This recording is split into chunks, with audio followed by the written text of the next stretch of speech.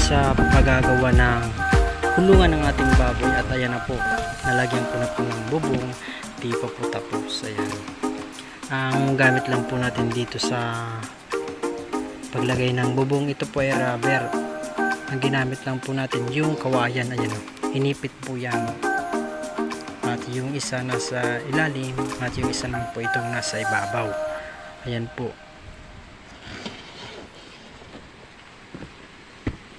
talagang ito po, matibay rin po ang pagkagawa natin.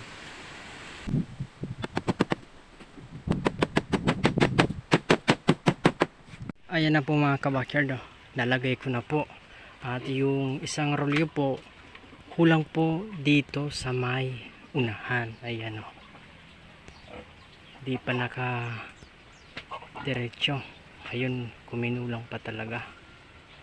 At ang plan natin dito ilagay, kung may simpo na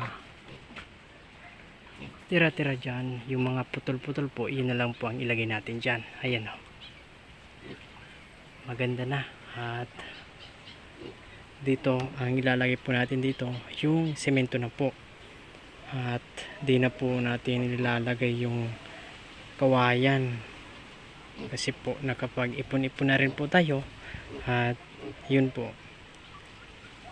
gagawin na po natin mas matibay po ang ating kulungan.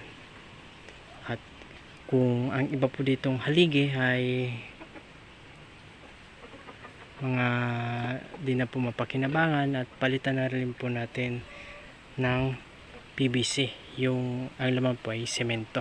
Ayun po, may Facebook page na po tayo mga kabakyard, at nag-a-upload na rin po tayo dito.